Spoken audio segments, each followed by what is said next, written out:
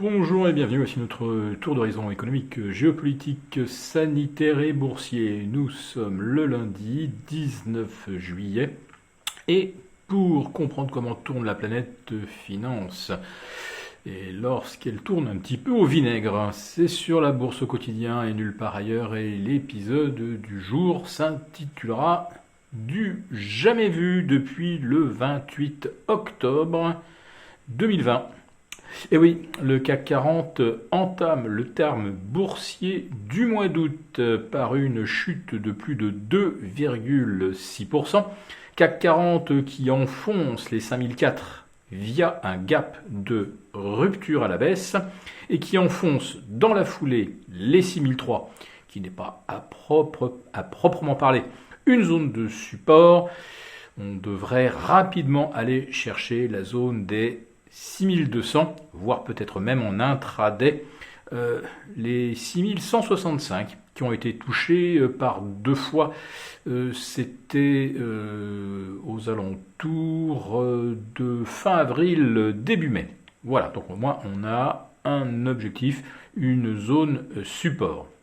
Alors maintenant, il faut bien sûr revenir sur les motifs de ce trou d'air, qui n'affecte pas que la bourse de Paris. On est également à moins 2,5, moins 2,6. Sur l'Eurostoxx 50, on a des écarts supérieurs à pratiquement 3% maintenant sur l'Espagne. Je suis en train de vérifier ça pour vous. Plus forte baisse pour l'instant, oui, à Francfort avec moins 2,8%. Donc, comme on dit, ça tabasse un petit peu violemment. Il n'y avait jamais eu cette année de repli de plus de 2% en clôture. Alors, attention, il reste encore une bonne après-midi pour essayer de limiter la casse. Néanmoins, la cassure des 6004 à Paris, on peut considérer qu'elle est maintenant définitivement acquise. Et sur l'Eurostoxx, on rebascule violemment sous les 4000, puis les 3970. Autrement dit, là aussi, on casse sérieusement des supports qu'on pensait ne pas voir de sitôt, ou en tout cas, on pensait qu'on aurait le temps de prendre ses dispositions, de s'alléger, avant de voir la situation technique devenir sinon inquiétante, voire chaotique.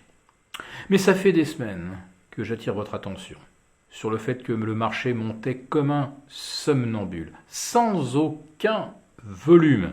Eh bien aujourd'hui, il y a peut-être un petit peu plus de volume, mais ce que veut dire cette chute de 2,5% du CAC, ou de 2,7%, c'est qu'il n'y a pas de contrepartie. En fait, il n'y en a plus depuis des mois.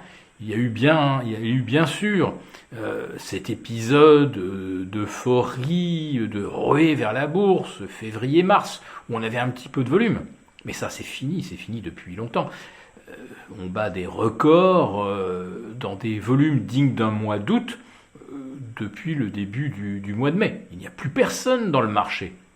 Et là, eh bien, ça se voit. Alors peut-être qu'on se fait peur également inutilement. Alors, vous savez pourquoi les marchés chutent, bien sûr. La crainte que la pandémie de Covid ne redémarre et qu'elle n'aboutisse à de nouvelles mesures de restriction, des confinements, des couvre-feux, qui évidemment torpilleraient complètement les prévisions de croissance.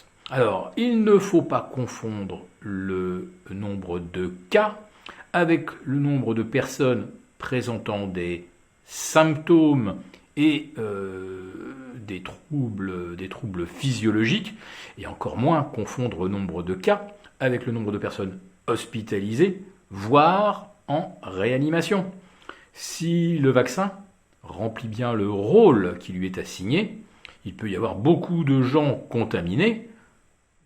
Certains ne se rendront même pas compte, d'autres sentiront avec un simple rhume des courbatures ou une perte de l'odorat pendant quelques jours, et on évitera des hospitalisations en masse.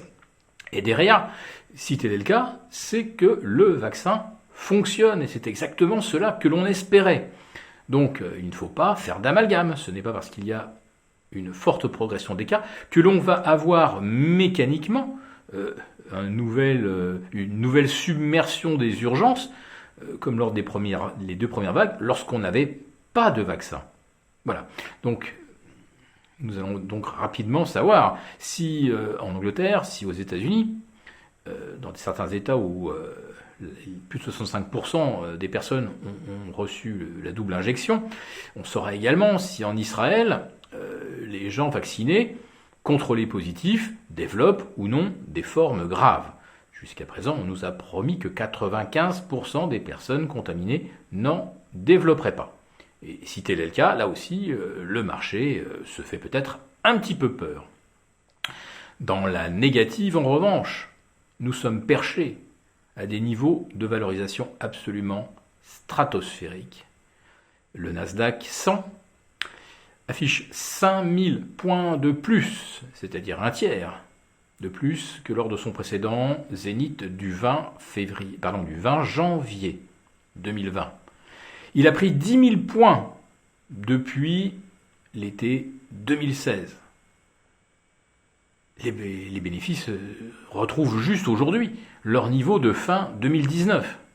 Autrement dit, on a pris l'habitude d'acheter des actions parce qu'on a de l'argent et qu'on ne sait pas comment faire autrement. Et cela fait longtemps qu'on ne réfléchit plus vraiment. Les achats ont été ultra concentrés sur les GAFAM, plus quelques valeurs technologiques vedettes. Pour le reste du S&P, ça fait longtemps qu'on est sur des tendances pas très enthousiasmantes et surtout, on a retrouvé, malgré des bénéfices très en retrait, des niveaux de valorisation également correspondant au sommet.